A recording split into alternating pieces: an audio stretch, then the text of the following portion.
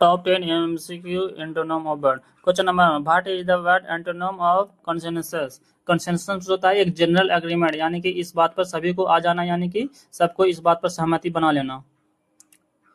इसका correct answer होगा option सी, Discord होना। डिस्कॉर्ड मीन्स होता है ना कि जनरल सहमति नहीं होना, यानी कि लड़ाई झगड़ा अभी भी चल रहा है, सहमति नहीं बनी है। ऑप्शन ए है रिवार्ड। रिवार्ड मीन्स होता है अवार्ड, कोई प्राइज जीतता है तो उसको रिवार्ड दिया जाता है ना। ऑप्शन बी है अकॉर्ड। अकॉर्ड मीन्स होता है, इसका सिनोनिम हो जाएगा, अकॉर्ड मीन्स होता है जनरल सहमति, यानी कि सभी को इस सहमति पर आ गए हैं। ऑप्शन डी इसका सिनोनिम होगा कॉन्सोनेंट मीन्स होता है कि कंसेंसस, यानी कि इसका भी कॉन्सोनेंट का अर्थ होता है ना कि सहमति हो जाना, यानी कि एग्री। क्वेश्चन नंबर 2 है, what is the antonym of word except. Except means होता है स्वीकार कर लेना।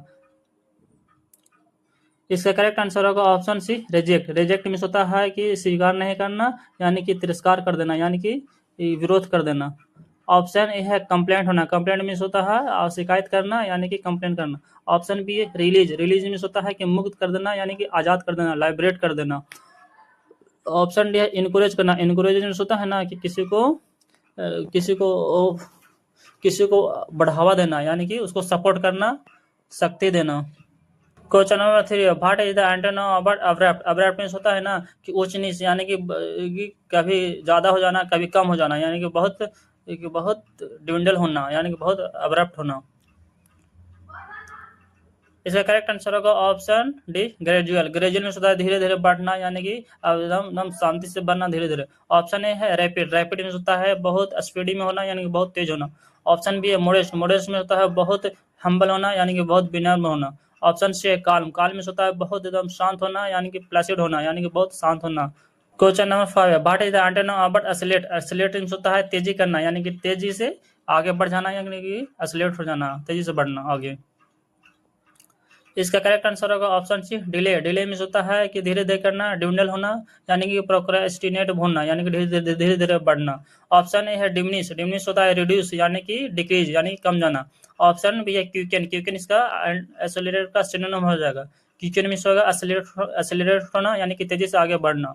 ऑप्शन डी है एक्टिव। एक्टिव मीन्स होता है कि किसी काम को आप करने में बहुत एक्टिव है, यानी एक्टिव होता है ना, एक एक्टिव होता है वो पैसिव। पैसिव में होता है शांत होना, यानी एक्टिव होना, यानी कि आप काम करने में बहुत आगे हैं। क्वेश्चन नंबर 5 है, what is the antonym of word delay. Delay means होता है ना कि बहुत सुकुर सुकुर करना, यानी कि बहुत ड्यूंडल होना, यानी कि बहुत प्रोक्रेस्टिनेट होना।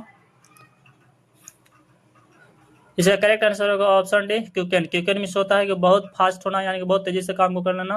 ऑप्शन है स्लो। स्लो मीन्स होता है धीरे धीरे करना। ऑप्शन बी है स्लगिश। स्लगिश इसका सिनोनिम हो जाएगा डिले। डिले मीन्स होता है स्लगिश, और स्लगिश मीन्स होता है डिले होना, यानी कि प्रोक्रेस्टिनेट होना। ऑप्शन सी है स्लेवरी। स्लेवरी मीन्स होता है ना कि गुलाम होना, यानी कि सर्वडम होना।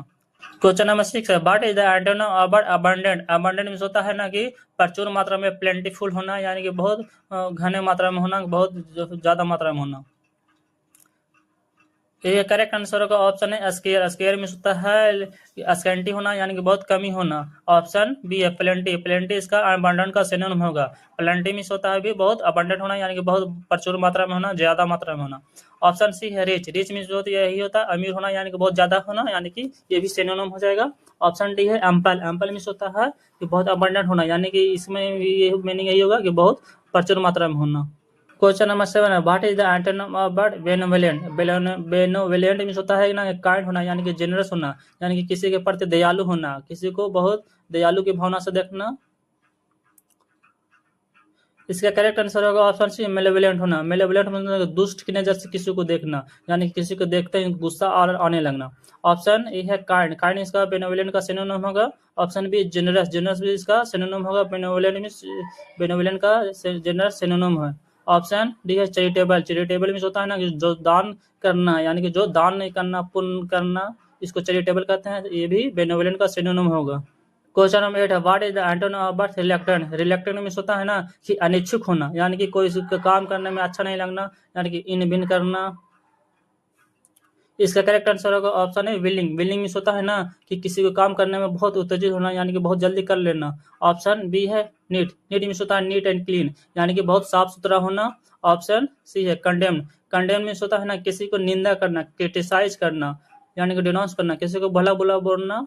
ऑप्शन डी है अनविलिंग। अनविलिंग है ना जो रिलक्टेंट का सिनोनिम हो जाएगा। अनविलिंग मीन्स होता है वही कि किसी के प्रति बहुत एकदम अनिच्छुक होना यानी काम नहीं करना।